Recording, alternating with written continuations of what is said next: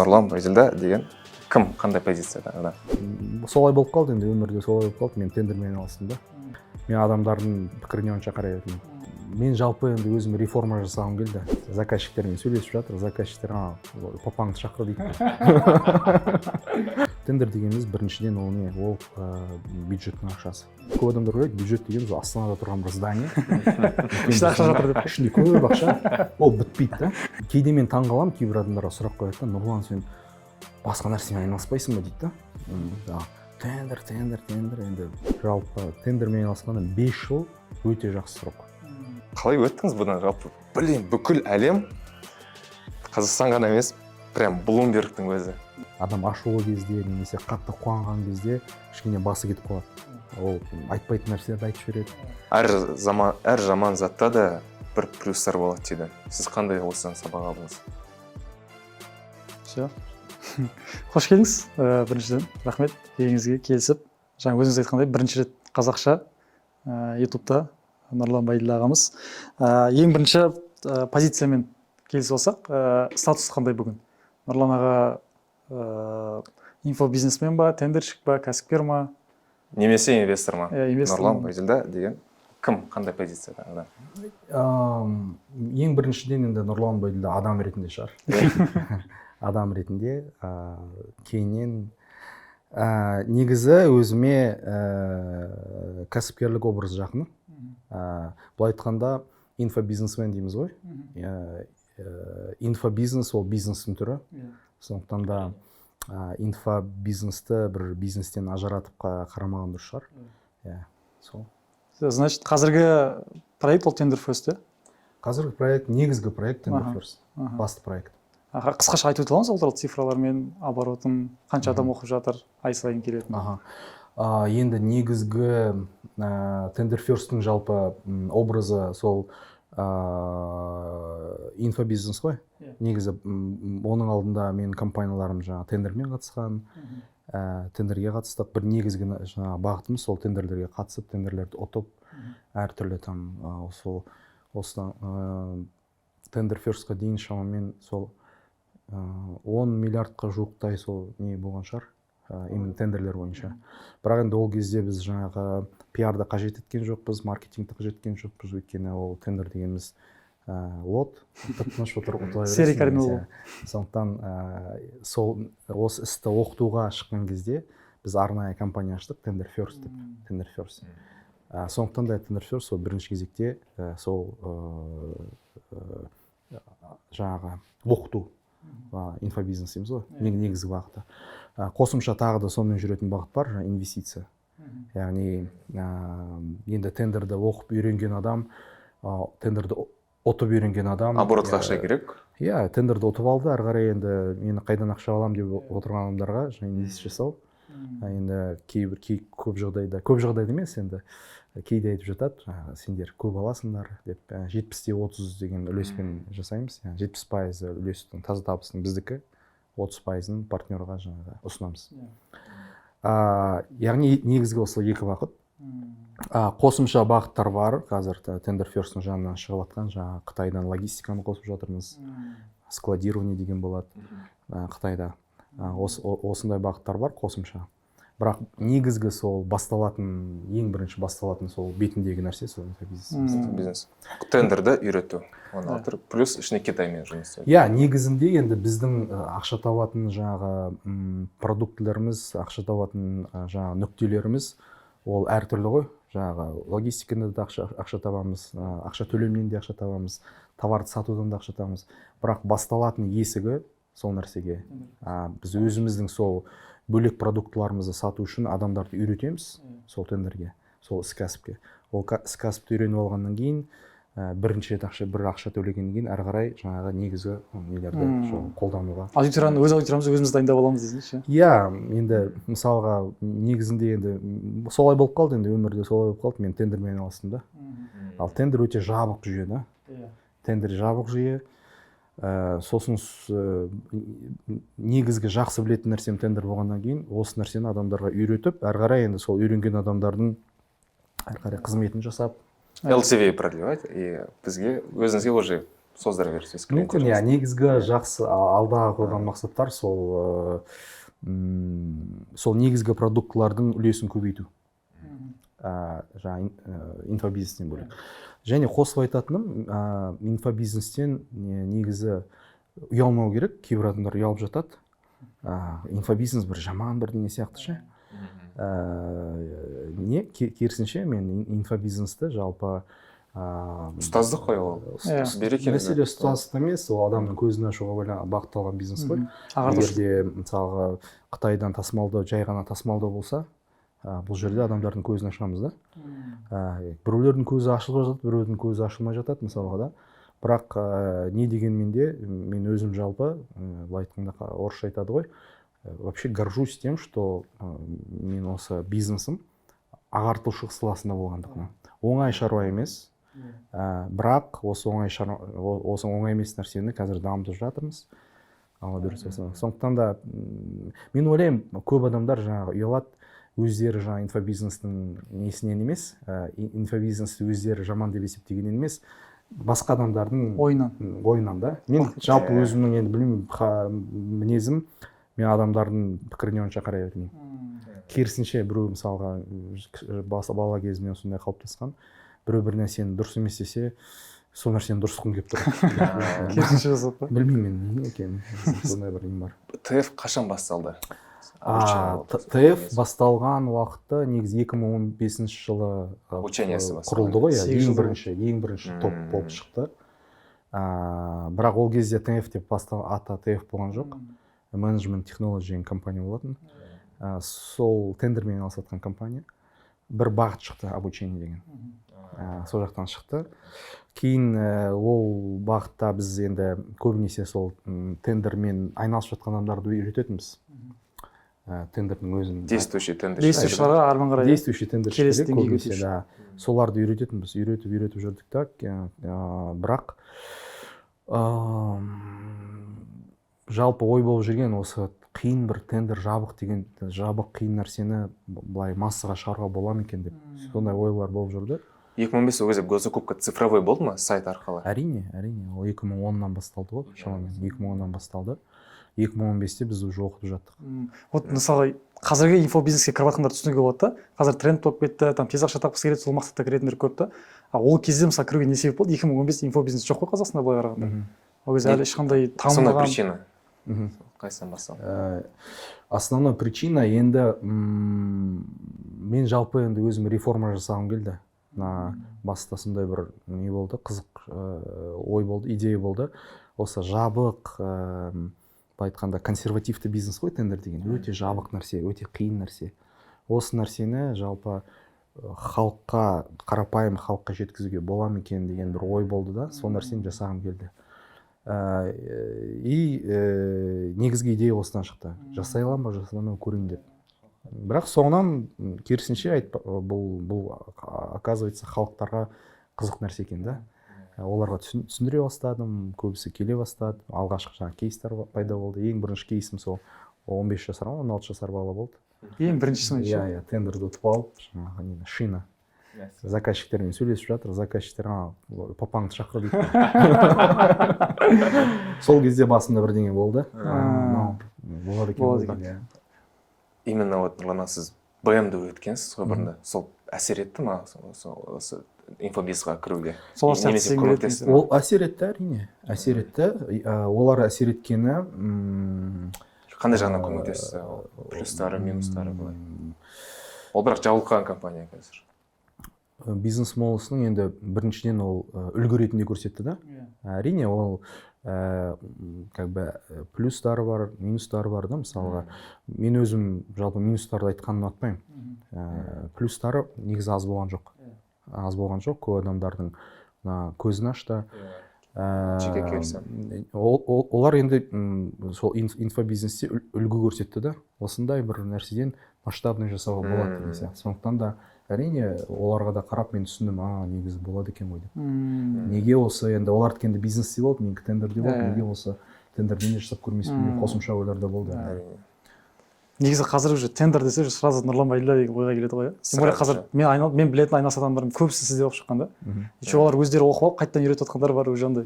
Тендер деген индустрия болып кетті ғой қазір. Бұрын ондай емес еді. Негізінде бұл ісінде көп не бар, көп деген бір философиялық ойлар да бар да. Мысалға тендер дегеніміз біріншіден ол не? Ол бюджеттің ақшасы. Бюджеттің ақшасы. Бюджеттің ақшасы дегеніміз ол халықтың ақшасы. Былайынша ұзақ уақыт бойы көп елдерде, әсіресе мына тмд елдерінде бюджеттің ақшасын жаңағы қазақша айтқанда жаңағы сыбайлас жемқорлықпен көп деген олигархтар пайда болды ғой, сол тендердің ақшасынан да көтерілген, сол халықтың ақшасынан көтерілген нәрселер. Сондықтан да осы бюджетке қарапайым адамдардың қолын жеткізу бір жағынан бір мағынада. Яғни жай бір жігіттер, мысалы қарапайым адамдар, сол әрине оңай шаруа емес. Бірақ біреу алып жатса сол бюджеттің өзінің күшімен ше, қалауымен, көмегімен, бірақ ешқандай бір ешкімге ақша бермей, сол бюджеттен алып қалтасына салса, ол мен үшін ол үлкен мағына жатыр да. Өйткені бюджеттің ақшасы дегеніміз не? Көп адамдар ойлайды, бюджет дегеніміз Астанада тұрған бір здание. Ішінде ақша жатыр деп. Ішінде көп ақша, ол бітпейді да. Америкадан келіп жатыр, мына жақтан келіп жатыр, соны мемлекеттік қызметшілер де сөйтіп ойлайды. Олар да түсінбейді да, бюджет деген көп ақша, оны алсаң ештеңе алмайды там. Миллиард білінбейді қанша там, миллиондаған ақша, миллиард. Содан бет алсаң ештеңе алмайды деп ше. Ол не ақша? Ол халықтың ақшасы ғой негізі. Ол ақша, мысалға там менің бір нем бар, туысқаным бар. Қанша 20 жыл медсестра. Айлығы там бұрын 70 мың болды, қазір көп болса 200 мың болған шығар. 20 жыл бойы сол кісі салық төлеп отыр да. Ол соның ақшасы. Ол мысалға водитель бар мысалы да. Қанша 10 жыл водитель болып жүр. Соның ақшасы. Ол жаңағы мысалы мектептегі география мұғалімі. Соны сөйтіп жиналған ақша ғой ол. Сол бюджеттің ақшасын дұрыс тендерға қатысатындарды көбейтіп, халық қайтадан өзіне алатындай. Сол халықтың ақшасы мысалға қарапайым, мен өзім қарапайым адамдарды оқытқанды ұнатамын. Өйткені кейбірі мысалға менің нелерім болады, бизнесмен жолдастарым болады да, олар айтты, Нұрлан, неге сен үлкен компанияларды оқытпайсың? Жаңағы оларды оқытайын, олар менсіз-ақ тендерге қатысуы мүмкін да. Ал қарапайым адамдарды оқытсам, сол адамдардың ақшасы бір қайтса, ол мен үшін бір үлкен мағына да. Сондықтан да бірінші жағынан, екінші жағынан, мысалы біз коррупция деп айтаймыз ғой. Коррупция, там Қазақстанның енді басқа тмд елдерінің проблемасы ғой, тормозит етіп тұрғанша. Коррупцияның былай айтқанда түйіні ол тендер. Негізі түйіні тендер. Егер де сол түйінді біз шешсек, жеңілсек, мен ойлаймын, сол коррупцияға да бір коррупцияның азаюына да бір аз болса да бір үлесіміз қосып, бұл бизнестегі менің бір екінші мағынам да. Оны көп айта бермеймін сонда да. Қиындатқым келмейді адамдарға, мен былай деп ше, мен қарапайымдар айтамын, миллион тап болды да. Немді семьяңды қамтамасыз ет. Оңай шаруа емес, бірақ мүмкін. Бұл екінші мағына енді тендер ферст туралы егер айтатын болсақ, көп мағыналар бар. Кейіннен мысалға освоение дейді ғой, жаңағы естіген шығарсыңдар да, освоение. Освоение дегеніміз мысалға бөлінген ақшаны дұрыс қолданып жарату планы бойынша. Шамамен бір 10 триллиондай ақша бөлінеді Қазақстанға. Мысалы, сіздердің компанияларыңыз бар ғой, жылына сендердің бюджеттерің бар, осыншама ақша жұмсайсыңдар. Сол сияқты Қазақстанның өзінің жұмсайтын несі бар. Шамамен мысалы 10-11 триллион. Бірақ 11 триллион ақшасы бөлінеді, бірақ жұмсалатын ақшаның сомасы нақты керек ақша. Шамамен 15 триллион. Түсінер ғой да? Енді сол 5 триллион жетпейді, бір 4 триллиондай. Сондықтан 11 триллионды былай бөле бастайды нелерге, мекемелерге. Сөйтіп біреуге жетеді да, біреуге жетпей қалады. Сондықтан да мысалы кейде болып жатады, мысалы департамент спорта, неге освоение жасамадыңдар деп айтып жатады да. Кейде кейбір адамдар түсінбейді, неге соларды ұрсады, жақсы емес па, ақша қалып жатыр да. Как будто неге жұмсамайсыңдар, жұмсаңдар деп былай ұрсып жатқан сияқты болады да. Мәселе ол департамент спортқа мысалы 4 миллиард ақша бөлінді ма, ал мысалға Жетісай қаласындағы ауруханаға 2 миллиард керек еді, оған жетпей қалды да, оларға 800 миллион бөлді. 1 миллиард 200 миллион жетпей қалды оған. Сөйтіп олар жаңағы 800 миллионға бүйтіп бір өмір сүріп жатыр да. Ал мына жақта жаңағы бөлінген жаңағы 4 миллиардты департамент спорта Қарағанды, енді жалпы айтып жатырмын мен Қарағанды да. Жұмсаған жоқ та. Сен неге жұмсамайсың, анаған беретін едік қой. Сол үшін оларға ұрсады да. Біздің мысалы Tender First сол освоениеге әсер етті. Мен оны бірнеше адамнан естідім. Министрлердің жаңағы қасында жүрген көмекшілерін де естідім. Айтты осыны Байділда келгелі бері освоение жақсы болды. Мен даже былай айтсам болды осы жерде. Менің бұрында мен бизнесті өзім жалпы 2014-те 15-те бастадым. Кофейнямен айналысып әртүрлі. Одай. Бірақ тендер деген всегда менің ойымша какой-то бір крутой зат, закрытый зат. Ол мен тұрып тек қана ағашқа қарай айналысады шынымен деген. Осындай бір блок болды менде. Әлі де бар ондай ой адамдарда. Сен онымен айналысу, ол слишком сен ақшаң көп болу керек, ол жақта тек қана коррупция деген. Сіздің мастер-класстарыңызды көріп бастадым, сол 2015-те кофейнямен айналысып жүрген кездері. И екінші точка аштым, так далее. Операционный бизнес қой, общепит деген. И досым көрсетіп жатыр, мен тендер деген осылай, Нұрлан Байділда деген кісі осылай үйретіп жатыр деп. Сол кезде сіздің мастер-классыңызды көрдім да, онлайн записанный. И сол кезде бірінші тендеріме қатыстым. Мойындаймын, шынымен де. Чисто мастер-классыңызға қатысып, курс алмай сол кезде. Сонымен ақ па? Сонымен ақ мен, да, сол кездері сонымен алып бірінші тендерге қатысқан есімде. Кейіннен барып айналысып жүріп, мен өзімнің досымды, мен өзім жұмыстарым болды, мен досыма ақша беріп, соны финансировать етіп, ТФ-ға жерін сондай болады. И солай мен кофейнядан тендерға басып кетті. Негізі көп адамдар кәсібін бастады ғой. Яғни маған ол Tender First бұл жай ғана бір инфобизнес, ақша тауып жүрген бизнес емес. Әрине мен ақша тауып жатырмын. Бірақ ақшамен қоса мен үшін бұл үлкен мағыналы бизнес та. Сондықтан да берекесі бар деп айтайық. Берекесі бар, мағынасы бар, мен үшін мағынасы бар. Яғни жаңағыдай нәрселер жүріп жатқаннан кейін, халықтың ақшасы халыққа қайтып, коррупцияға әсер етіп, освоениеге қайтып жатқаннан кейін, мен үшін бұл енді бір энергия беретін нәрсе ғой. Кейде сұрайды, Нұрлан, сен осы қашан қоясың осы? Енді мұндай мағыналар болып жатқаннан кейін мен оны қоймаймын мысалға да. Мысалы жаңа айттыңыз ғой, сол 2015-те бастадым, қазір 23, 8 жыл болды ғой. Бізде әлі бірде-бір компания жоқ, 8 жыл бойы инфобизнеспен айналысып келе жатқан. Бұл жерде феномен бар ма бір? Не әсер етеді, немесе осындай ұзақ уақыт бойы жұмыс істеуге да? Білмеймін енді, мүмкін басқаларға сұрақ қою керек шығар, сендер неге? Кейде мен таңғаламын, кейбір адамдарға сұрақ қояды, Нұрлан, сен басқа нәрсемен айналыспайсың ба дейді да. Тендер, енді басқа бір нәрсемен айналыссайшы дейді. Мен не жауап берерін білмеймін оларға. Қарап тұрамын, бірдеңе ойлап, қалай жауап берсем екен деп. Сонда мен ойлаймын да, ол кісілердің ойында бизнес дегеніміз бір 2-3 жылдық нәрсе сияқты болып тұрады да. Как будто бір 3 жыл айналыстың ғой. Болды ғой деген зат. Басқа мен. Сұрағы бар сияқты. Мен ойлаймын да, сонда үлкен компаниялар қалай пайда болады деймін да. Халықаралық компаниялар қалай пайда болады. Сондықтан мүмкін бұл бір халықтың басындағы бір дұрыс емес ой шығар. Мен басында бастағанда бір жыл, 2 жыл, 3 жыл, 5 жыл, 10 жыл бастайын деп бастаған жоқпын. Бұған мен былай ұзағынан кеттім. Сондықтан да бұндай сұрақтар жаңа 8 жыл бойы инфобизнес деп мен кері сұрақ қойғым келеді да. Неге сонда 3 жыл айналысу керек деген сияқты. Нұрлан, сізде қанша адам оқыды 8 жылда? Тұрсаң өте көп сияқты. Сізде рекорд сияқты мен ойымша, егер мүмкін қателесуім Қазақстан бойынша. Мен ойлаймын, бір 100 мыңдай бар шығар. 100 мыңдай. Қазақстанның бір 5% ма? Жоқ. 0,5% ба примерно. Енді ол жерде 100 мың адамның барлығы қалмайды ғой. Мысалға менен кейде кездестіремін жаңағы студенттерімді 5 жыл бұрын оқып кеткен. Біреу құрылыспен айналысып жатыр, біреу недвижка, біреу жаңа ресторан ашқан.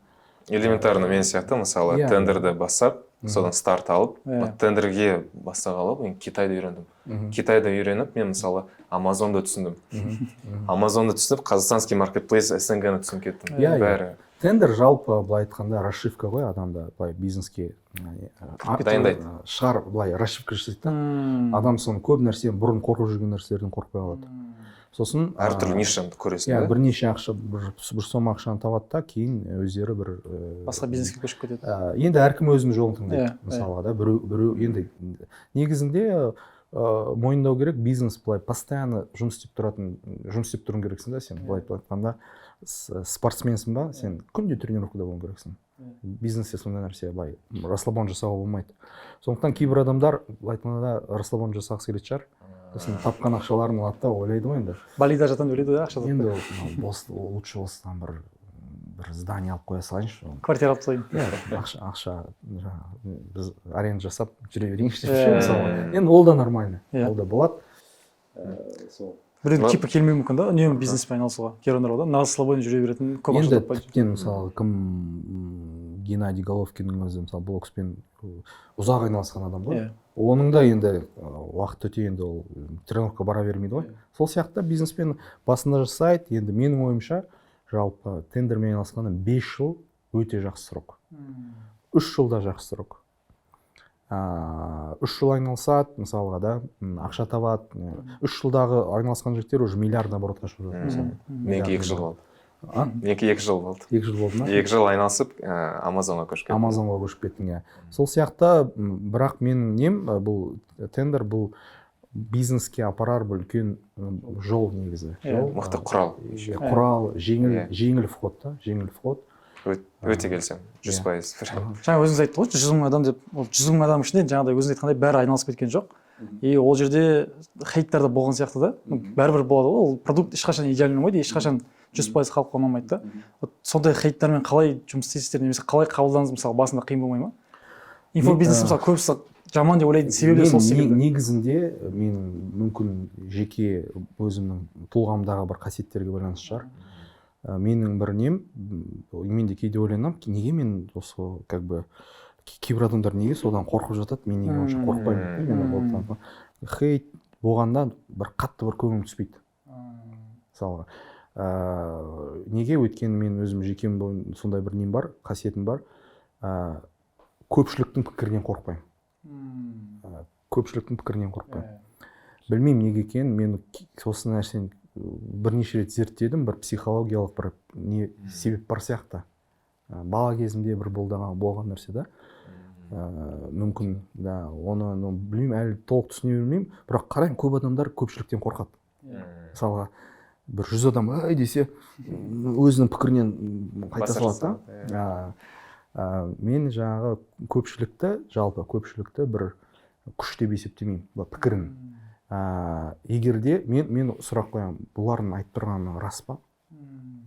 100 адам айтып жатыр да, ей, тендер там. Мен айтамын, мен оған сұрақ қоямын, бұл 100 адам айтқан несі дұрыс па? Рас па, рас емес па? Егер рас емес болса, мен үшін ешқандай күш емес ол. Ал егер де бір адамның сөзі рас болса, ол мен үшін күшті.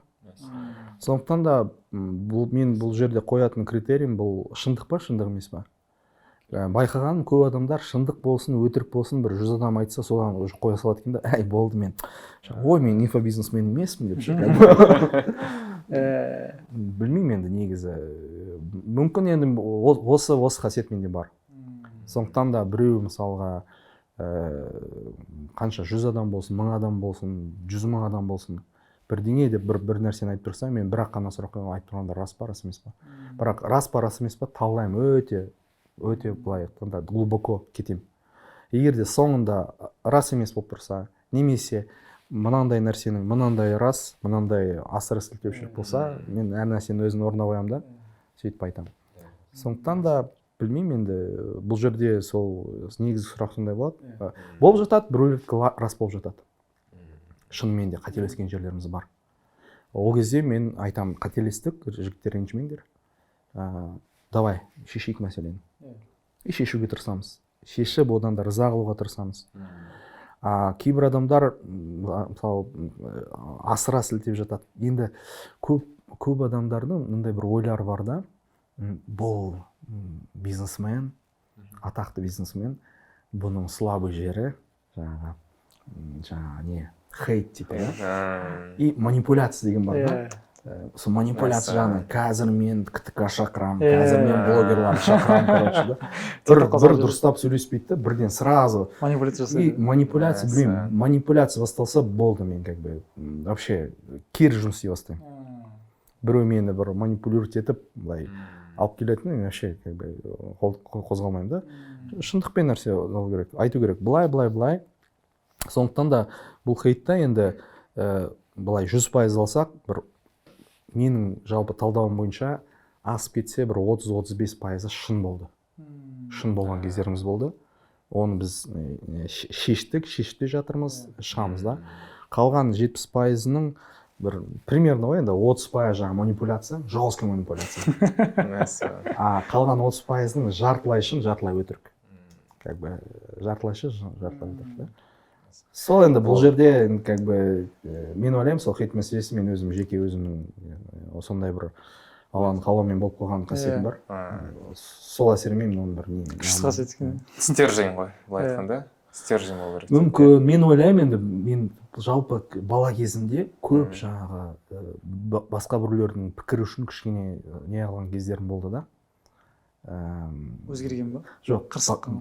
басқа біреулердің пікірі үшін мені кінәлаған кездер болған сияқты да там ол там мысалы болады енді біз семьямыз жақсы болды и әке шешемнің жаңағы нелері көп болды акиматта істейтін адамдар там бай адамдар короче ше сондай нәрселер и кейде мен бір ісім кейде ұнамай қалуы мүмкін да и солар үшін айтатын да ей сен ұят болады аналардан ше типа а мен істеп тұрған нәрсем дұрыс жалпы и мен кейде жек көретінмін солардың пікірін ше былай айтқанда мен орысша айтқанда я немножко вырос с презрением мнения большинства людей и как бы уже в детстве я понимал что большинство это не факт Главное өзіңіз ойыңыз и әділдік әділ шешім. иә болады ғой енді мысалға как бы бір мәселе шындықта емес только из-за того, что какой-то человек, который в акимате работает, он так считает, да, к примеру.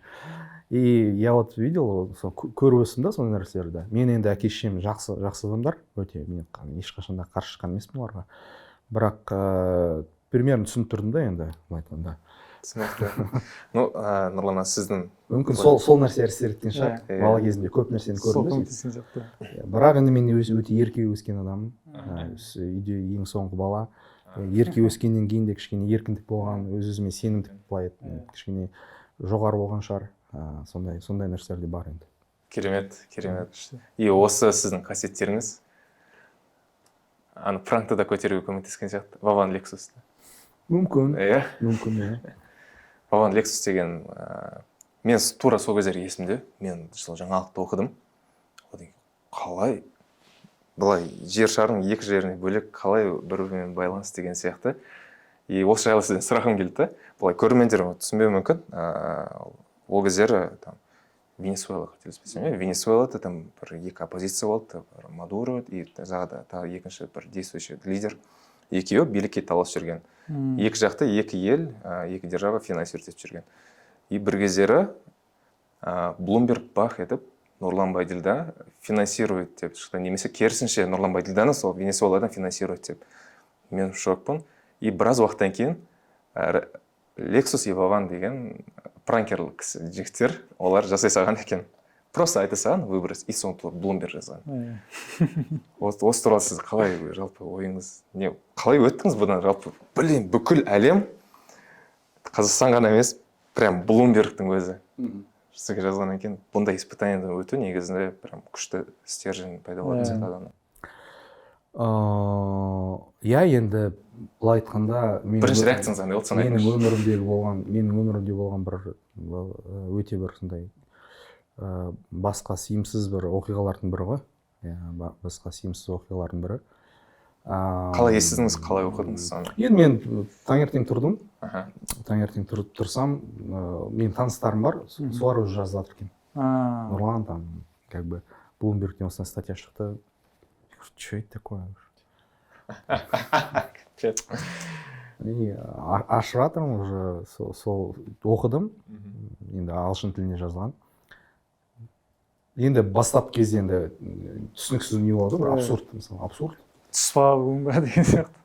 иә мен енді изначально подозрение болды Пранк деп па? біреудің сондай конкурент деп может қарадыңыз да сондай бір подстроенный нәрсе енді А. специально какой-то но то что там жаңағы блумбергтен шығып кеткеніне енді таңқалдым да кейіннен уже бір 2 күннен кейін тарады ғой ол бүкіл жаңағы Россияның жаңағы новостной сайттары Қазақстан тем более там Америкада да кетті уже әр жақтан нелер кетті звонок ешкімге жауап бермеймін там Forbes жазып жатыр басқа жазып жатыр Россияның көбінесе Россияның нелері дождь там көбісі енді там жаман жағынан көрсеткісі келіп тұр осылай болды енді жалпы кейін мен енді сөйлесіп жатырмын ғой айтып жатыр да адамдар да айтып жатыр миллионнан бір болатын жағдай дейді да бір миллионнан бір адамда мүмкін бола ма болмай ма сондай жағдай чтобы вот такое стечение обстоятельств сол енді солай болды мен енді бастап кезде ойладым бір осы барлығы болып жатқанда жалпы бір енді мен білем да бұл жаңағыдай кипиш болады ғой любой кипишта былай айтқанда есть такой привлеченная доля мысалы состояние аффекта дейді ғой адам ашулы кезде немесе қатты қуанған кезде кішкене басы кетіп қалады ол айтпайтын нәрселерді айтып жібереді кейін өкінеді мысалы да сондықтан да кез келген кипиш қандай болмасын жаңағы бизнес болсын жаңағы пиар болсын мен шешім қабылдамаймын мен айтамын осы былай айтқанда реальность пайда болсын қазір біздің болып жатқан нәрсе это нереальность басылады әр нәрсе өзінің орнына түседі шындық шығады и сол кезде былай айтқанда адам эмоцияда под давлением болады мысалы сен ішіп алғансың да немесе шегіп алғансың ондай состояниеде адам ешкіммен серьезно сөйлеспеу керек та ешкіммен сөйлеспеу керек вообще тыныш отыру керек жату керек сол сияқты бұндай жағда примерно сондай ғой сен ты неадекватен и бұл жерде ештеңе андай ең дұрыс нәрсе қимылдамау ана не өту керек волна өту керек волна кетеді кеткеннен кейін барып отырып шешесің рационально ойлана аласың ғой сол кезде уже басқа не келеді сіз әсер еттіңіз ба сол екі российский пранкер солар мойындағанына или олар өздері мойындады ма то что біз өтірік істедік осылай жігіттер деп негізі тез болды ғой уже 3 күннен кейін ба 4 күннен кейін олар мойындады ғой пока мен как раз там Forbespен уже Россияның Forbes'ы маған шығып уже соларға интервью беріп жатқан кезде олар уже мойындап қойды сізден кешірім сұрады ма олар жеке кешірім сұраған жоқ мен де олардан кешірім сұрауын не алған жоқпын талап еткен жоқпын болды бір кісілер шықты заңгерлер давай жасайық там блумбергке сотқа берейік деп ладно дедім жоқ дедіңіз да ол қайтадан шығады ғой Нұрлан Байділда блумбергке сотқа берді біткен нәрсе қайтадан кетеді да ол одан да осы шум 4 күнмен 5 күнмен бітсін сонымен біткен әлде де ойға қонбайды что блумберг информацияны тексермей ал публикация істеген осы пранкерлердің сөзіне сеніп осы айта салған пранкты өте грамотно жасаған ғой өте грамотно жасаған олар профессионалдар менде бір сондай ой бар меніңше сол скорее всего бір ФСБ-ның бір проектілер сияқты то есть енді олар енді өйтіп айтпайды бірақ былай айтқанда да енді Американы былай айтқанда сайқы мазаққа шығарып тұр ғой сондықтан бұл жерде профессионалдар енді неге біздің ой бізге түскен ой енді ол солай болып қалды енді таргеттен сізді көріп қалған ба случайно енді Қазақстанда көп енді бізді көп адам біледі ғой рекламаны біз сол жылдарды сол как раз Россияда шығып Москвада рекламамыз көп жүріп жатқан болатын сол Қазақстандағыдай Москвада да мені көп адам танитын сіздің рекламаңызды көріп біреу айтады анау айтады біреулер сен неге жаңағы ақшаны жырып тастадың деп енді сол рекламаларды көріп сізге мүмкін содан кейін де шығар көзге көп көрінгеннен кейін бар осылай жазып жүрген әр жаман затта да бір плюстар болады дейді сіз қандай осыдан сабақ алдыңыз ең бастысы түйін ғой мүмкін бір плюстары болып ең басты түйін енді бір ондай бір менде бір өкініш болған жоқ қой қатты бір өкініш болған жоқ болып қалды не істеймін, қатты былай айтқанда қатты қорыққан жоқпын. Енді болды жаңағыдай бір кейбір адамдар түсінбей бір шектен шығып кетпесе деп ойладым да жаңағы. Мысалға үкіметте де айта бастады да, солар жаңағы істің мән жайын түсінбей бір асықсыз шығып қоймаса деп ойлап отырдым да. Бірақ енді олар да біледі ғой мені жаңағы заңгер екендігімді, жайдан жай ойын бір нәрсені жасамайтындығына. Сондай нәрселер болды, бірақ ойладым, қатты бір неғған жоқпын. Менің түсінгенім бұл жерден әлем ол бір кішкентай нәрсе екен. Әлем дегеніміз бір әлем емес екен. Әлемшік па? Андай бір нәрсе екен. Шайқап жүрсең болады екен да. Информациямен, сондықтан бір. Ол неден трафик келді ма сізге? Сол арқылы? Подписчиктер көбейді. Подписчиктер или там клиенттер пайдасы сол жағынан тиді ма? Бизнес ретінде. Білмеймін, пайда болды ма, зиян болды ма, енді білмеймін оны. Бірақ сол кездерде продажа өсіп, охват, не, жоқ, керісінше продажа кері әсер еткен. Түсінбейді компания. Тіпті жаңағы сатып алған клиенттердің өздері түсінбей жатыр да. Бұл не, ертең бізде проблема басталмай ма деген сияқты ше. Осындан басталып, кейбір адамдар қорқа бастады, біреулер айтыпты, там енді жаңағы Нұрлан жаңағыдай бір неге ілікті, осындай бір проблемаға. Үлкен бір проблема. Компанияның ішінде де кішкене ілік болған шығар. Кейбір адамдар, мен айтпақшы түсінген, кейбір адамдардың жаңағы нелері басталды сөздері ше. Үлкен бизнесмендердің мен өзім де біліп едім бұның бірдеңе жатқанын деп. Айттым сендерге деп. Абай болыңдар, бұдан жаңағы кім жұмыс істеп жатыр, тексеріңдер өздерің контрактілерін бұзыңдар, банктер шоттарын қараңдар деген сияқты. Сондай бір кейбір адамдар сол беттерін ашып тастады. Осы хейт жайлы тағы бір нәрсе де, мысалға инфобизнес болғаннан кейін бәрібір жаңағыдай недовольный клиенттер болады ғой. И мысалы менің де таныстарым бар, серий кардиналдар, реально мықты профи өз саласын, бірақ сол өзінің білгенімен бөлісуге бір жүрексінеді да. Себебі қандай деген кезде олар жаңағыдай ақшасын алып, қалған нәрсесін бере алмай қалам ба деп қорқады да. Мысалы сізде сондай ой болмай ма, бір мораль тұрғысынан болсын, сіз ол адам ақшасын төледі, ол тендермен ақша табамын деп келді, бірақ ол адамда білмеймін, әрекетін жасаса да басқалармен, мысалы екі адам бірдей әрекет жасауы мүмкін, біреуі табыс табады, біреуі таба алмай қалады да. Білмеймін, Құдайдың беретін берекесі шығар бұл ше, қандай нәрсе екені түсініксіз. Сондай кезде ой болмай ма сізде, мен оның ақысын жеп қойдым ба, немесе не үшін ол істей алмай қалды деген секілді? Жалпы бір істі бастасаң, ол іске айтқан қорықпай күресу керек та. Қорықпай күресу керек. Тығылып бір мысалға. Егер мысалға сен жаңағы курсты жібердің да, тендерді үйретем деп. Біреу көп сеніп қалды мысалға да.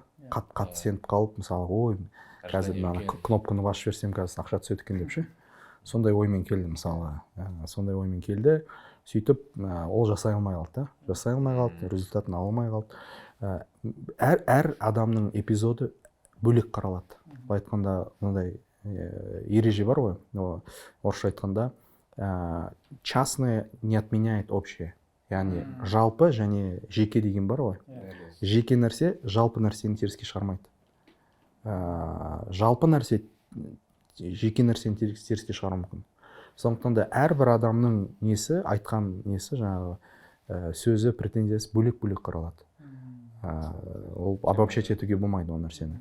Бұл біріншіден. Әрине, инфобизнес болғаннан кейін, сосын үлкен трафикпен жұмыс істегенде, кейде мысалға кейбір нәрселерді жіберіп қоямыз. Инфобизнес маркетингпен байланысты болғаннан кейін, маркетингтің өзінің несі границасы бар да. Сол границаны ұстап отыру бұл негіз бір өнер. Не да обещать па? Көбірек. Мысалы енді әр кез келген бренд алатын мысалы, Coca-Cola болсын, олардың да мысалға жаңағы айтатын сөздер енді реальностьтен айырмашылығы бар ғой. Бірақ жай Coca-Cola да енді. Жаңағыдай ләззат ал, соны ішсең бір денеңнің барлығына жаңағы не кіріп, эйфория болады. Эйфория болады, немесе жаңағы Мерседес, жаңағы сен нағыз арыстансың деген сияқты. Енді айтқанда әсерлендіріп жібереді ғой қатты да. Бірақ енді қарапайым бұл тауарлар қарапайым зат болғаннан адамдар оны в принципе түсінеді да. ал былай айтқанда обучение ол мақсатқа жетуге байланысты да, мақсатқа жетуге байланысты. Бұл жерлерде уже нелер болады, қиындау жаңағы границаны мысалы қарапайым ағылшын тілін айтайық та, 6 айда ағылшынша сөйлейсің деп айтады да мысалы. Бірақ сен сабаққа келетін болсаң, грамматиканы оқитын болсаң, күніне там 10 сөз жаттайтын болсаң, мысалы сөйтіп сосын адамдармен сөйлесетін болсаң, сен 6 айда жұмыс істейсің. Бірақ енді адамдар енді көп ондай нәрселерге не қыла бермейді. Ол ойлайды, енді сабаққа барам, үй жұмысын жасаймын, тырысам, енді 6 айда жұмыс сөйлеп кететін шығармын деп. Сөйтіп бастайды ол, бастаса, оказывается, грамматиканың ережелері көп екен. Мысалға да, мынандай сөз мен ойладым жаңағы how are you, I'm fine, сонымен бітетін шығар. How are you-ның жаңағы жауаптары мысалы 10 жауабы бар екен оның. Мысалы сөйтеді де ол айтады, сендер айтып едіңдер ғой 6 айдан кейін. 10 ай болды ғой мен әлі сол how are you, I'm fine жүрмін деп ше. Енді бұл шарттарына дұрыс жеткізу керек дейсіз ғой, оффермен бірге. Шарттарын дұрыс жеткізу керек. Әрбір адамның өзінің несі түсінігі бар ғой, кейбір адамдар тыңдағысы келмейді. Мысалы келеді, былай түсіндіріп жатсаң, о болды ғой енді, о болды, былай жасаңыз болды емес па, мысалы сөйтіп тұратын адамдар бар. Енді бұл продукт ретінде жалпы инфобизнес жалпы қиын. Бірақ мен ол қиындықтан қашпаймын. Мен керісінше, мен сол инфобизнестегі мәселелерді шешіп, сол нәрселерді кемеліне дейін жеткізген адамдардың қатарында болғым келеді. Сондықтан да бір жағынан адамдарды түсінемін, жаңағы өзі жаңағы фронтмен болғысы келмейтін, ертең бірдеңелер болып қалса маған менің атыма бір жаман менің атыма бірдеңе тиіп кетер, сол немді продуктымды сатып алғаннан кейін маған бірдеңе, бір жағынан оларды түсінемін. Екінші жағынан түсінбеймін, неге түсінбеймін, бір енді ол енді бір оларды ренжіткім де келмейді, бір не сияқты да, енді тығылып қалған сияқты бір синдром самозванца деп айтушы еді. Мен ойлаймын, сол менің жалпы сол жеке тұлғамдағы жаңа қасиет шығар, қорықпау. Адамдардың пікірінен қорықпау керек. Егер біреу бірдеңе деп айтса, сенікі дұрыс емес болса, ол нәрсені шеш. Бетіне қара да шеш оны. Ал біреу саған жаман сөз айтты ма, мысалға, оныкі өтірік болса, өтірік оныкі болды, оған ренжіме. Банально и просто, вот мысалы сенікі дұрыс емес болса, кешірім сұра да шеш ол нәрсені. Сенікі дұрыс емес. Ал сенікі дұрыс болса, аны асыра сілтеп тұрса, болды, сені Алла көріп тұр ғой. Адамның көзі емес, ол шындықты құрайтын да. Шындықты құрайтын нәрсе ол шындық болып қалады. Сондықтан да мен енді білмеймін, бір жағынан жақсы, адамдардың пікіріне қайтадан айтып жатырмын ғой, екінші қорықпен да. Бір жағынан кейде мен ойлаймын, осы мен проблемам шығар деп ше. Енді адамдардың пікірінен қорықпаймын да, жүре беремін. Жақсы ол. Былай айтқанда сырттан қарап тұрған адам, маған сырттан как будто көп адамдардың несі дұрыс сияқты болып тұрады да. Или күмәнді болып тұрады. Аналар бүйтіп жатыр ғой. Мысалға сондай да. Қатты келмеші бағанағыдай әділдік, шындық, өз ойын тыңдап. Бірақ енді мен былай өзім онша ұнатпаймын.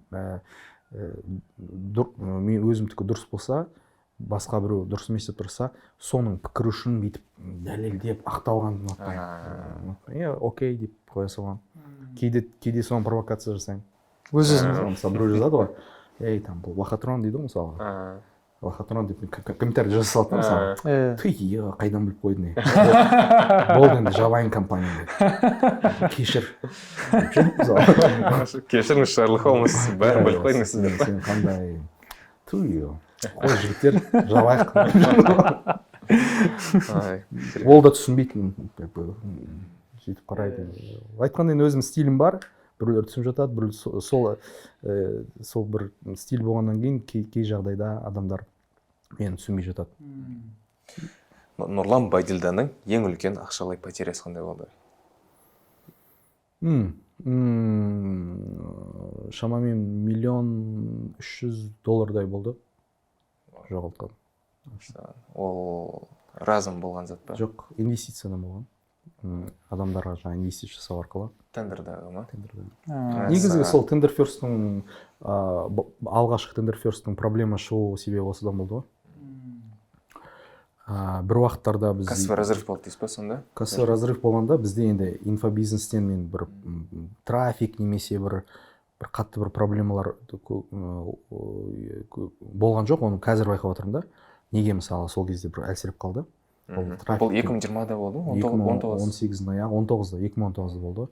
2018-де пайда болған проблема ғой негізі. 2018-дің ортасында пайда болмаса 2019-да шықты да. Ол кезде сіз Россиямен бөлініп кеткеннен кейін емес Мен пе? Россияда жүрдім. Мен ол кезде Ресейде жүрдім. Енді оны айттым жаңағы интервьюда оқып несіне оны қайталай беруімде не шығар, эфирде толтырмай. Жалпы біз инвест жасаймыз ғой. Сол жерде Тендерді ұтқан адамдарға сөйтіп инвест жасағанбыз. Где-то 1 жыл, 2 жыл миллиардтаған оборот жаңағы инвестицияның өзі. Сөйтіп қайтып жатыр, келіп жатыр, барлық жақсы. И біз инвест жасағанда бұрын проектін тексеретінбіз. Проектін тексеріп, есебін жасап, қарап, бәрі келе ме, келмей ме, сөйтіп олар ақша қайтарады. Бәрі жақсы жүріп жатыр. Айтқанда проблема мынандай болады да, 10 контракттың біреуі проблемный болса, ештеңе етпейді. Ол 9 жауып кетеді, еще пайдамен қалады да. Екеу тоже терпимо. Үшеу уже проблема. Үшеу уже проблема, да. Сондықтан бастап кезде біз сондай жақсы жұмыс істедік, барлығы там даже 10-нан біреу, кейде 10-ның 10 бәрі жақсы жауып жатады да. Сол кезде біз жаңа проекттен адамға көшіп кеткенбіз. Ол не нәрсе. Бір адам 10 рет инвестиция алады, 10 рет қайтарады. Сөйтеді да 11-шісінен бастап 20-шысына дейін адамдар проекттін тексермейді ол адамды. Өздеріңіз скоринг жасап қоймасыздар ғой. Я уже болды ғой, уже авторитет та, ол уже телефонмен ақша ала бастаған да бала. Брат, маған 20 миллион берген тендерлерді отып бердім. Все, как бы. До такой степени болып кеткен ғой. Енді қарап тұрсың, и элементарная ошибка, и бір жағынан вау. Енді сен ойлашы, сен инвестиция жасайсың да адамға. 10 адам. 10 адам емес, бір адам. 10 рет отты деген. 10 рет сен инвестиция 10 рет қайтарды. Уже я сеніп қаласың бәріміз. Как минимум 50% несің ғой. Сөйтіп сондай адамдар өзі көбейіп кеткен да, 2 жылдың ішінде ше. И сол 1 миллион 300. И сол сөйтіп, короче, оларда не алған звезду поймал дейді ғой, жаңағы проектлерге дұрыс қарамаған, өз-өздеріне қатты сеніп кеткен. Біз де оларға қатты сеніп кеткенбіз. Инвестиция негізі ол өте сондай бір өте бір не ғой, консервативный нәрсе ғой. Ол жерде адамның несі деген бір жағынан адам репутация болу керек, бір жағынан оны да тексеру керек та. Сөйтіп керісінше болып кетті бізде. 10 проекттің 8-і проблема, 2-і пайдамен. Сөйтіп қаншама проектлер тұрды. Жаңаға сеніп жүрген адамдарымыздың бәрі кетті. Кеткенде ше, мен беспонтовый бір әңгімелер кетіп қалды. Қатты сабақ екен. Иә, сонымен... Қазір жесткий фильтрация шығар. Иә, қазір барлығы өзгерді ғой қазір. Жесткий фильтрация. Күштен айтып өтесіз ба? Tenderfirst 19 жылға дейін и кейін қандай основной өзгерістер? Основной өзгерістері. Жақсы. 2018-де біз 2018-2017 көбінесе біз платный реклама, трафик и пиармен жұмыс істедік. Таргетқа көп бюджет бөліп басадыңыз. Таргет өзінше айналып жатыр, плюс еще там блогерлар бар, әртүрлі хайп бар, екі жақтан жұмыс істедік. 2019-да сосын контентпен көп жұмыс істедік. YouTube канал, барлық нәрсе, адамдар қарап, қызығып сөйтіп жүрді. 2017-2018 енді 2 жылмен тоқтамай жұмыс істедім, содан шаршап кеттім жаңағы контентті. Камера көрсем уже не алатын болдым. Сөйтіп 2019-да біз перестройка жасадық и қазіргі не ол көбінесе сол немен кетті, трафикке жібердік. Холодныйға. Да. Трафик, реклама. YouTube, Facebook, Instagram, TikTok. TikTok енді осы 22-ден бастап постық қой. Соңғы кезден бастап. Қазіргі отличие сол тек рекламамен отырмыз. Ол кезде через блогеров былай шығу деген болды. Ол кезде өзіңіз жүруіңіз керек болады күнде. Енді ол жерде stories, контент, постоянно контент, постоянно видео, постоянно этот сценарий, вот мына студияда білмеймін қанша видео түсіргенбіз. Өте көп түсіргенбіз. Бүкіл студияны жаттап алғанбыз ше Алматыда. Мен көбісін білемін да. Мына осы жерде көп түсірдік біз иә. Сосын бұл жерде ақшадай выражениеде өзгеріс болды ма енді сол? Ақшадай жоқ. примерно сол ақша. Примерно сол ақша. Просто біз бұрын мысалға бір таргет жасап, бір креатив жасап, ол креатив 2 ай жүретін болса, біз қазір сол 2 айда бір 15 креатив жасайтын шығармыз кемінде ше. Сондықтан креативтердің санын көбейту бойынша ақшаны сол жаққа салу. Бастап кезде өте бір жақсы демалдым мен жаңағы. Автовебинар жүріп жатыр, жаңағы реклама жүріп жатыр, ешқандай ештеңе түсіру. Мен өзім де ойлап қоямын, неге мен бұрын өйстіп не алмағанмын деп. Бірақ қиналып жүрген деп. Иә, енді онда енді нелер болды ғой, енді ол ешқандай бір өкінбеймін, ол барлығы болды. Бірақ кейін ойландым да, хотя бы кішкене азайтсам да болатын еді деп. Сосын енді қазір енді уақыт келген сияқты, қазір қайтадан неғып жатыр. Контентке кірісіп жатырсыз. Контентке кірісіп жатырмыз. Рилстарға шығып жатыр ғой. Рилстарыңыз шығып жүр уже. Рилстар шығып жатқан шығар да. Рилс, YouTube, жаңағы пиар, блогерлермен жұмыс, жаңағы интервью деген сияқты соларды да қайтадан бастап жатырмыз. Неге? Өйткені жалпы енді адамдардың несі бір жағынан спрос, екіншіден бұл нәрсені де жасау керек, қатты бір крайностьқа кетпеу керек. Мысалы тек қана мынау реклама немесе тек қана пиар деп әрқайсының өзінің несі бар, екеуін араластыру керек. Қазір осы екеуін араластырып өзіме бір комфортный жағдайда жұмыс жасауға болады. Қазір жалпы сұрам көп адамдардың неғып жатқандар бар. Нұрлан, сен өзіңнің ойыңды айт, сен ашылмайсың, сені көбінесе тендершік деп көреді, сені енді жолдастарым бар, жақын араласатын адамдарым бар. Сендер де танисыңдар да. Ол айтады да, сен басқасың ғой негізінде деп ше. Сен басқа адамсың ғой. Соны неге көрсетпейсің деп. Сол енді қазір мүмкін сол нәрсені бастап қайтадан жаңағы кішкене бір пиарды қосып, кішкене бір контент маркетинг қой. Қазір негізі ол бәрібір керек сияқты, өйткені Instagram, TikTok, YouTube дегендер қазір более напоминалка болып қойғанда, егер ол жақта жоқ болып кетсе, адам жоқ болып кеткен сияқты көрінеді. Как будто ана адам вообще жоқ болып кеткен сияқты өмірден. Қайтадан шықса, мына адам бар екен ғой деген сияқты қарайды да. Сол үшін жиі шығып тұрудың маңызы сол сияқты, ол рилстар, стористар деген сияқты. Есінен кетіп қалмас үшін. И касаниеға жақсы да еще. Да, әрине ол жақсы, просто вопрос мынандай ғой. Дәл бір уақыттың кезеңінде не нәрсені бірінші жасауың керек. Мысалы сенде 5 нең бар да, 5 нәрсең бар, мысалы креатив жасау, там TikTokқа кіру, YouTube'та жаңа влогтар түсіру, сосын жаңа блогерлермен жұмыс істеу, тағы сол сияқты. Енді осы 5-еуінің қайсынан бастау керек мәселе да. Как бы мен сол 2019-да оның барлығын көрдім, бірақ қайсынан бастау керек дегенде осы рекламадан бастауды жөн көрдік та. И әрі қарай оның бір былай айтқанда теріске шығарған жоқпыз қалғандарын. Просто оның өзі де бір үлкен жұмыс қой. Аптасына там 4-5 креатив түсіру, оны ойлап шығару, дайындалу. Ол да бір не емес, сөйтіп қазір енді оны біріктіру керек. Жалпы бизнес енді бұл бір ғана жасалатын нәрсе емес қой. Бір іспен да. Былай жасайсың, мынау түсіп кетеді, оны қайтадан көтеріп жатқан, мынау кетеді. Тек өйстіп жүресің, иә. Вот осы жерде менде маркетолог ретінде қызық сұрақ бар. Егер айта алсаңыз, ценалида білсек бола ма? Именно регистрацияның бағасы, потом вебинарға кіретін чекиннің бағасын, чекиннің проценттері деген секілді нәрселерді. И оны қалай қадағалайсыздар сіздер? Біз осы негізі сквозная аналитика қазір бар, бірақ жақында қосты ғана. Оған ең алғаш уақытта мен тек қана жаңағы лидтің санын ғана есептеп жүрдім, және лидтің бағасын ғана есептеп жүрдім. Лид деген ол регистрация ғой, айтып отырсаңыз. Жоқ, заявка. Бізде заявка деген сол регистрация, а лид ол енді заинтересованный ғой, жаңағы вебинарға кірген адам да. Так, қазіргі уақытта енді $1 шамамен заявка, регистрация. Орташа есеппен қарағанда ғой, мысалға бір креатив бар 0,5 береді, бір креатив бар 0,8 береді, бір креатив бар 1,8 береді. Бірақ 1,8 беріп жатқан заявкілер қараймыз, олардың клиенттің құны өте төмен болып жатыр да. Түсініксіз. Мысалы 1,8 заявка да.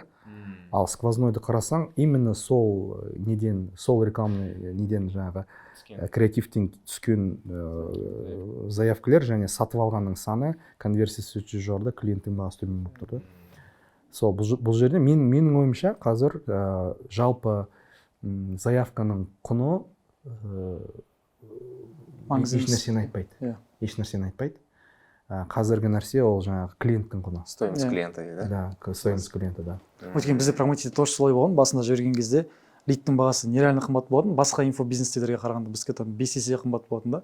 Бірақ цена клиенттан қарағанда басқалардікіне қарағанда біздің баға арзанырақ шығатын ше.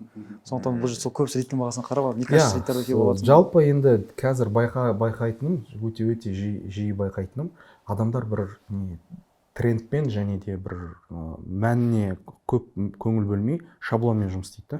Мысалы айтады, не деп айтсақ екен. Хочешь зарабатывать тем басылады. Жоқ, рекламный инструменттерге қарайды ғой. Рекламный инструмент бұл айтсақ, мысалы айтады, ой, тиктоктағы жаңағы заявканың жаңағы качествосы нашар екен ғой дейді. Мысалға да, біреу айтты ма, все, болды. Тиктокта жаңағы нашар. Немесе жаңағы қазір креативтерде былай айтпаған дұрыс, былай айтқан дұрыс, да? Біреудің енді жасаған нәрсесі ғой. Продуктқа байланысты. Вебинар атпайды десе жасамай қояды. Иә, немесе айтады, қазір прогрев деген тема, короче, да? Прогрев ана жақтан айтты, Москвада біреу айтты, болды, енді сол прогрев. Мен қарап отырамын да, кейде ойланамын, кейде менің жұмысшыларым да айтады, прогрев жасайық та дейді. Енді оларға бір санасына соны енгізген да, прогрев жасайық. Маркетингтің негізгі сол бір ережелерінің бірі формат болмау керек. Формат өзгере береді. Бүгін прогрев жасайды, ертең прогрев жаман дейді. Сондықтан да продуктке байланысты, аудиторияға байланысты. Мен түсінгенім, сол көп адамдардың жасап жатқанын жасамасаң, жақсы результат шығатын сияқты. Барлығы прогрев жасаса, сен жасама. Енді былай айтқанда, білмеймін енді, сондай бір проблема бар да, мысалы біріне. Сіздердің мысалға тиктоктан аккаунттарыңыз қалай жасап жатсыздар ма? Иә дейсің. Қазір енді олар ондай болмайды, былай жасап. Бірақ ең қызығы сол кісілер, трендпен жүретін кісілер. Жасап жүреді да, өздерін жасап жүрген мәз болып жүреді да, бірақ результаттарына қарап ойланады да, неге жоқ бізде результат? Сондықтан да бұл жерде негізі маркетинг, негізі ол адам ғой. Маркетинг негізі ол тикток емес, ол настройка емес, ол таргет емес, ол сторис емес, ол адам. Именно эксперт ме или команда в целом өзі ма? Аудитория. Маркетинг деген сен адаммен жұмыс істейсің. Бұл жай бір SMS болсын. Сен бұл инструментке қарамауың керексің да, сен түпкі нең ол адам. Адамның поведениесі, адамның ойы, адамның әсер ететін нәрсесі. Қалған нәрсе инструмент өзгере береді. Әрбір 2 жыл сайын инструмент өзгереді. Қазір бар, ертең жоқ. Сондықтан да мысалға біз енді бастап жатқан кезде бизнеста, ой, Яндекс Директ деген не болды? Мысалға хайп болды да. Яндекс Директ бір не болды да, енді бір мощный инструмент. Яндекс Директ деген өзінше бір нәрсе болды да, соған барсаң сен бай боласың. Сихрат сияқты. Өлді ғой ол, мысалы, Яндекс Директ. Соңғы жағында тұратын ол адам. Адам қалай өзгереді, қалай жасайды, ол адамға қалай, сондықтан да мақсатты адамға қою керек. Өзіңнің аудиторияңа сай әрекет жаса. Иә, сенің адамың кім, сол адамға сен өзіңнің жаңағы ойыңды қалай жеткізесің, мысалы да. Бұл да енді бір не ғой, маркетингте бір пикаптың түрі ғой енді. Пикаперлер болады ғой, қыздарға подкаст жасап, бірінші бірдеңе дейді, екінші дейді, сосын бірдеңе деп айтады, кейін кездеседі деген сияқты. Бұл әсіресе инфобизнестердің көбісі сол айтқанда пикаперлер ғой негізі. Аудиториясы. Ал жаңағы YouTube, анау жай ғана инструменттер. Ода ешқандай ешнәрсе жоқ. Сол бір проблема. Көп адамдар, енді ойлаймын, мүмкін проблема емес шығар. Көп адамдар айтады, мысалы, инфобизнесте бұнан жасап жатсыздар, жақсы жасап жатсыздар, қалай.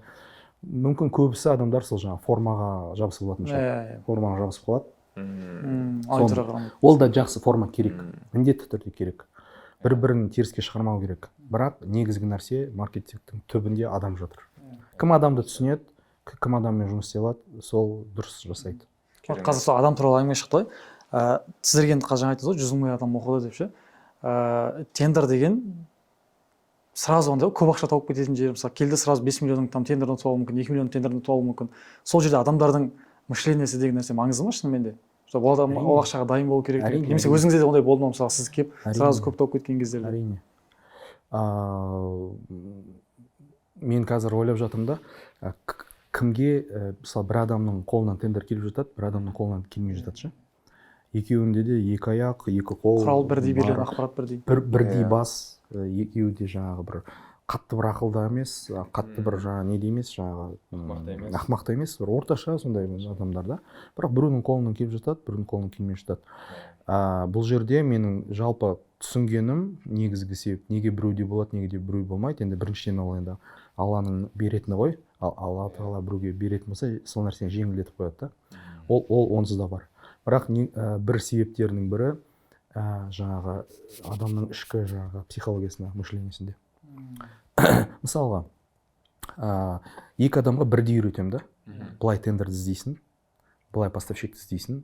Бірақ қай жерге басу керек, қызыл кнопкаға басу керек, ода да қызыл кнопка. Сенде де көк кнопка, ода да көк кнопка. Бір интернет, бір интерфейс. Былай басасың, екі үш бірдей да. Бірдей тіпті тендер, бірдей, шамамен бірдей сол Алибаба, сол артында тұрған сол қытайлық поставщиктер бірдей да. Бірақ біреу соңына дейін барып жатады, біреу соңына дейін бармай жатады. Ол жерде жаңа психология көп, жаңа соңғы кезде соған келіп жатырмын да, негізгі себеп психология. Мен біріншіден мен өзімнің міндетімді атқарып үйретуім керек. Екеуіне де мысалы 125 кнопка бар ма, 125 кнопка көрсетуім керек та. Екеуін түсінетіндей қылып, солай түсінетіндей қылып міндетімді орындап жібергеннен кейін ары қарай жаңағы не қалады. Мышление. Қандай мышление? Қолынан келмей жатқан адамдардың мышлениясінен байқадым, ол өзін осы өмірде болып жатқан нәрселерге әсер етемін деп сенбейді. Мысалға ол мынандай да, ол кісінің несі, былай айтқанда көзқарасы мындай да, осы Қазақстан, әлем өзімен өзі бірдеңелер айналып жатыр. Мысалы да, ана жақта ана жерде Акимат, мына жерде барахолка, мына жерде Wildberries, мына жерде тендер. Адамдар айналып жатыр бірдеңелер. Мен туылған кезде уже болып жатқан бұл нәрсе ше. Мен туылған кезде болып жатқан біреулермен ақша беріп, мен қарап тұрмын оларға, олар маған келмейді. Мысалы ше. Мен кіммін бұған әсер ете алатын? Мен оған барсам, олар мен бүйтіп шығарып жібереді. Яғни мен бұған әсер ете алмаймын дейді да. Бұл бір механизм, сағат сияқты. Ол бұзылмайды. Ол мен барып бір винтик ретінде кіре алмаймын. Осындай убеждение бар екен. Қалай жұмыс істейсіздер? Ал жаңағы қолынан келіп жатқан адамда онда ой жоқ екен да. Ода почему-то жаңағы мен барып ана жерден барахолкадан жаңағы товарды алып ана жерге апарып тастасам шығады деген сенім бар да. Сонда түбінде соны көрдім мен. Осы екеуіне де бірдей үйретемін, бірақ біреу істейді да, екіншісі істемейді. Түсінбеймін, неге істемейсің десем, ауырып қалдым, түсінбей қалдым, ИП-імді, счет номер ашып, бір өтірік нәрселер да былай айтқанда. Түбінде ол просто ол сенбейді. Еще өзіңді кінәлайды ғой сол үшін. Еще ол үйреткен адам кінәлайды. Үйреткен адамдарды кінәлауы мүмкін. Кейбір адамдар түсініп жатады, менен өзі біледі, че-то менімен бірдеңе бар дейді да.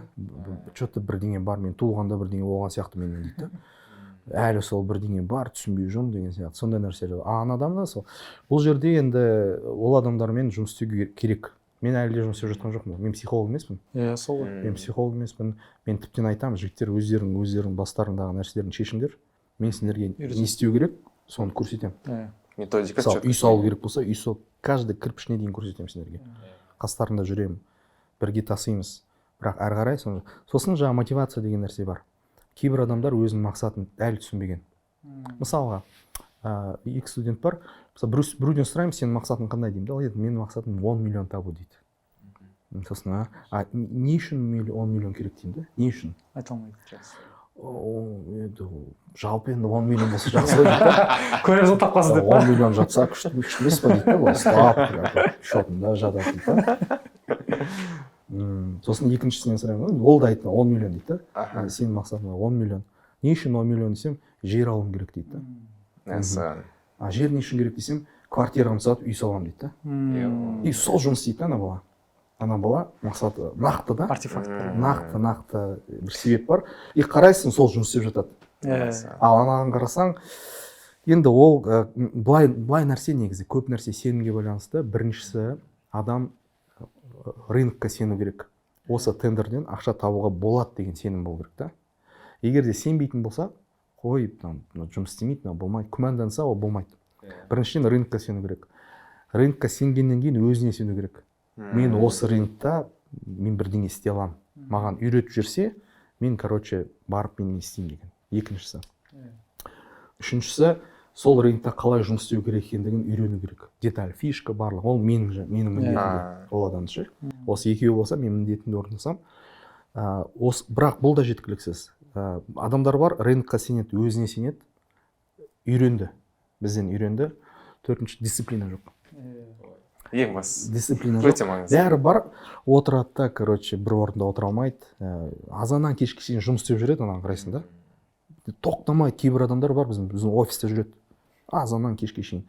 Бірақ не істедің десең, бір барлығын жинасаң бір 2 сағаттың жұмысы шығады да. Имитация бұрын дейтінсіз жүрсе де, бүйтіп отырады да, бүйтіп шығып бітеді жаңағы. Мысалы болады бір 2 адамды қоясың жаңағы траншея қаз деп ше. Мысалы үйіне ремонт жасау, қазу керек та жаңағы. Трубопроводын жүретін.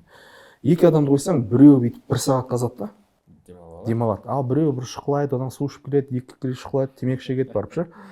Тағы бірдеңе, ой, шаршадым деп. Обед ішіп келейін дейді. Иә, сондай да, обед ішіп алғаннан ұйықтап алайын дейді. Сонымен кеш болады, кеш анау мынандай қазған, анау мынандай қазған да. Сол дисциплина жоқ. Төртіншісі. Кейде болып жатады, дисциплина да болып жатады. Барлығы бар, төртеу. Мақсат жоқ. Жаңағыдай ше. 10 миллион керек, неге десең, просто Каспиемде 10 миллион болса жақсы. Ал нақты себеп жоқ та, мысалы. Айтады ғой, что Алла саған ризық береді, мақсатыңа сай дейді. Ақша мақсатқа сай келеді всегда. Иә. Мақсат енді былай айтқанда адамды былай айтқанда цеплять ететін нәрсе ғой. Егер цеплять ететін бір нәрсе болса, сондықтан да мақсатты қою керек та, адам ойлану керек, маған не керек. Біреудің мақсатын алмау керек, ана 10 миллион, менде 10 миллион деп ше.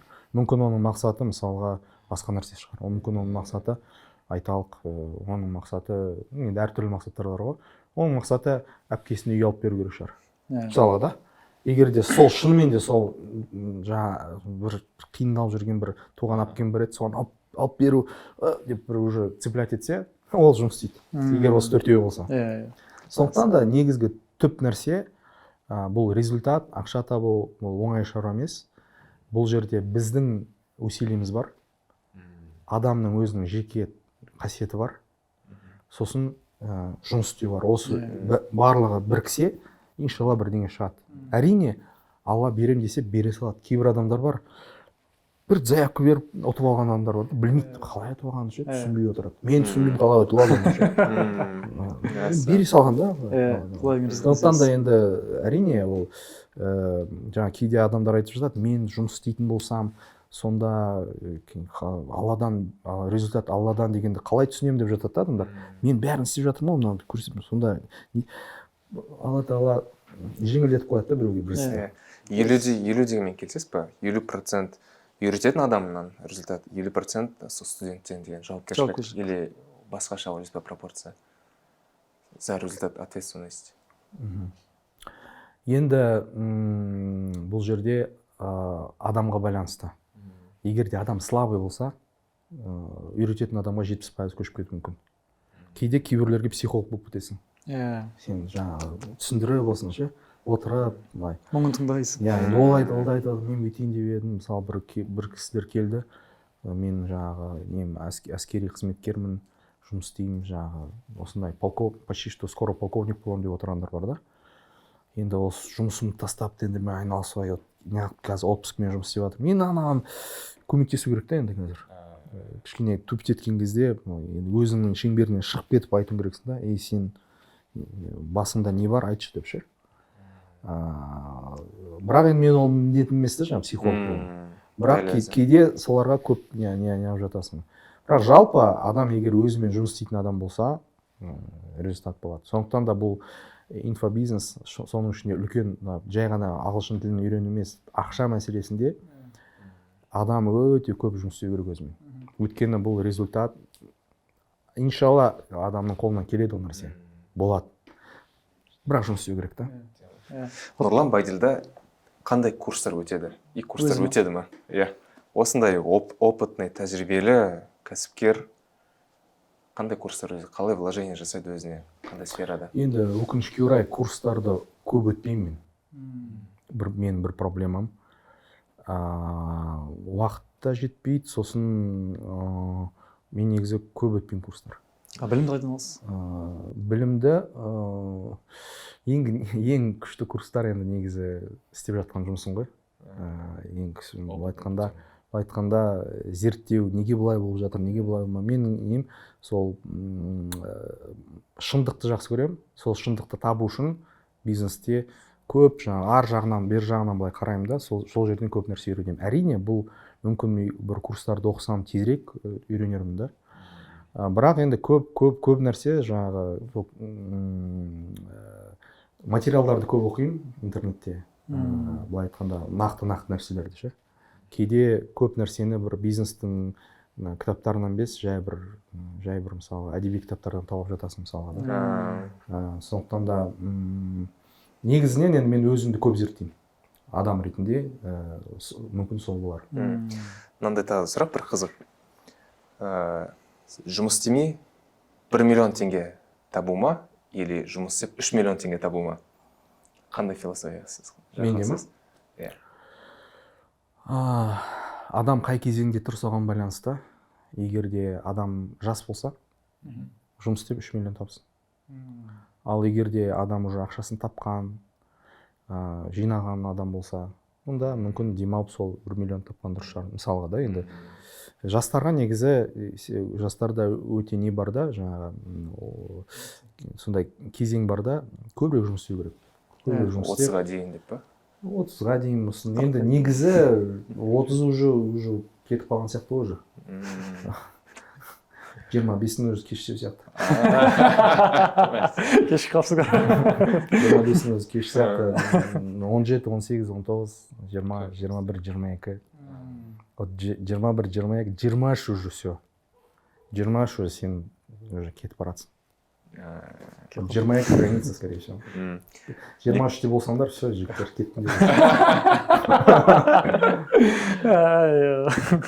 Осы жерде қорытындылайтын бір сұрақ болсын. Кеше рилсіңіз көріп қалдым да, кеше ғана. Адамдар көп ақша тағып келеді, істесем болады, мотивацияны қайдан алсам болады деген жігіттерге үйлеңдер дейсіз да. Сол туралы қысқаша айтып өтсеңіз да. Үйлену туралы, отбасы туралы, сізге ол қалай көмектеседі өзіңізге ше. Вот мына жерде отырған қазір қанша 5 жігітпіз бар, артыңызда отқан. Камераның артында отқан бар, біз екеуміз бар. Бәріміз бойдақтармыз. Бізге қызық нәрсе не ме? Енді бұл өте жауапкершілікті мәселе ғой. Былай айтқанда, былай айтуға да болмайтын шығар, үйленіңдер, короче, деп ше. Мен енді өзім ерте үйлендім. 22 дей ма, 23 дей ма үйлендім уже. Мен уже 24-те бір балам болды. Менің бастап кездегі ұстаным мынандай болды да. Әйтеуір үйленем ғой мен. Университетте оқып жатырмын, бәрібір үйленем да. 25-ке жетіп үйленем ба, 30-ға жетіп үйленем ба. Одан кейін балам болады, 2 балам болады. Давай тездетейік одан да лучше. Тездетіп болсын. Чек-листі жауап, фокусты қойып жұмысына кірсең. События, да, там как бы ускорять события. Давай лучше сразу мәселені жауып тастайын. Как бы ойланып жүрмейінше, да. Сосын 1, 2, 3, 4 бала, 5 бала боларсың. Просто жас кезімде уже балдарым болып, этаптан өтіп, мен қалаған жоқпын. Жасым бір 35-ке келген кезде түнмен ұйықтай алмай, да, мысалы. Өтіп кетейік тездетіп деп. Сондай нәрсе менде тездетіп былай айтқанда, менде жоспарлаған жоқ, менде 2 бала болады, 3 бала болады, 4 бала болады деп. Сонымен өзімен өзі сол 5 бала болды ғой. Да, сол енді бірақ мынандай нәрсе. Мен өзімнің көрген нәрселерім бар да. Кейбір адамдар асығып үйленіп, басты арғап жүрген адамдарды аз емес көрдім. Иә, үйленіп алған, қарайсың, кейде өзі ыңғайсызданып отырады мысалға да. Болады ғой енді, телефонмен звондап, ар жағынан бір дауыстар шығып жатады. Қысылып отырады да, байқатқысы келмейді. Енді өткеннен үйленбегенде дұрыс шығар мүмкін да. Егер сондай нәрсе болатын болса. Сондықтан да бұл нәрсе ерте үйлену немесе кеш үйлену емес, сен сол үйленуге өзіңнің қойған жаңағы нең ғой, критерий. егер де сен жаңағы үйленгелі жүрген менің ойым жеке ойым ешқандай күмән тудырмайтын болса, сол кезде ғана мына әйел мысалы мына қыз ешқандай себеп жоқ үйленбеске да, онда үйлену керек шығар. Ал егер де кішкентай бір себеп болатын болса, кішкентай бір кішкене мінезі ұнамай қалды, былай айтқанда ей ештеңе емес қой деп ше, ол нормально как бы деп, онда ойлану керек. Түсіндің ма? Бомба замедленного действия сияқты. Кейін ертеме кеш ол сенімен үйленбей жатып кішкентай бір сондай бір мінез көрсететін болса да, кішкентай, бұл айтқанда әлі маркетинг на уровне маркетинг продажи на уровне жүрген ғой. Егер на уровне маркетинга продажи такое происходит, что будет после продажи, да? Енді ақшаны төлеп қойдым. возврат жоқ деп ойлайсыз. Возврат жасамаған дұрыс.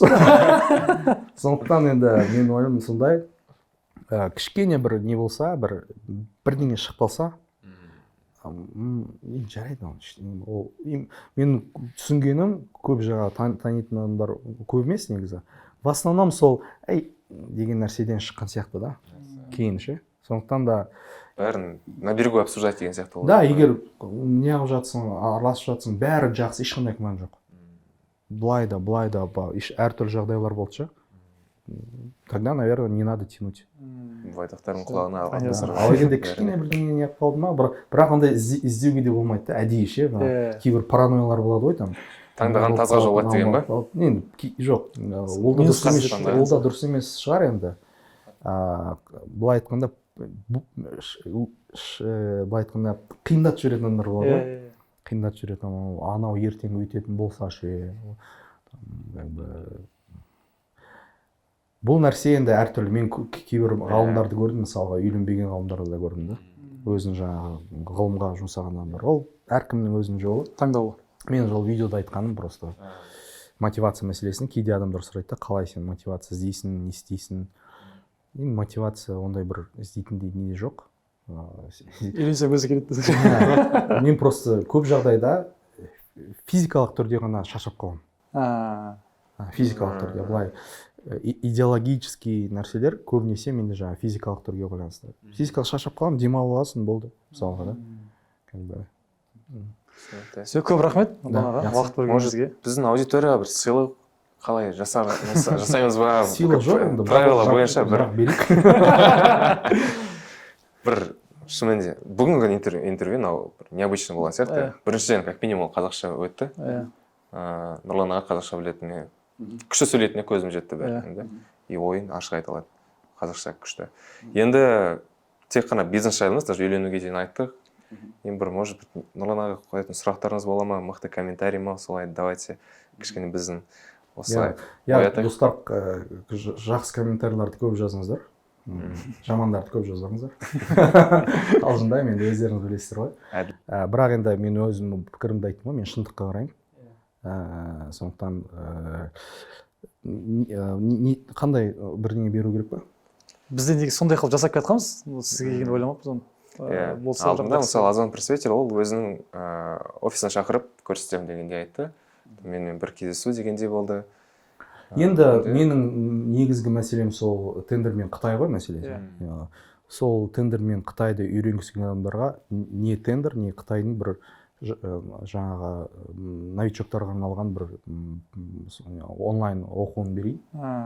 Керемет. Егер жақсы не қылса, жақсы жазып, жақсы сондай бір комментарий шарттары. Сол комментарий жазу керек. Комментарий жалпы осы подкасттан түйген ойын жазса комментарийға. Сол жерден біз үздік комментарий таңдап аламыз. Және міндетті түрде екінші шарт сторисқа осы подкастты көріп отқан салып, Нұрлан ағаны промотиді белгілеп кетсе болды. Әрмен қарай сол адамдардың ішін таңдап аламыз. Егер күшті комментарий қалдырып, бірақ сторисқа салмаған болса, тоже есептелмейді. Солай таңдап аламыз. Әрмен қарай номерін алып, Нұрлан ағаға айтып досып ашып береміз сабақтарды. Сізге үлкен рахмет. Көп рахмет. Берген ақпаратыңызға, уақыт бөлген уақытыңызға. Все, пайдалы болды деп ойлаймыз достарға. Егер пайдалы болса да болмаса да енді лайк басыңыздар, комментарий жазып, подписаться етіп қойыңыздар. Осы жерге дейін көргендеріңіз үшін көп рахмет. Рахмет. Рахмет көп.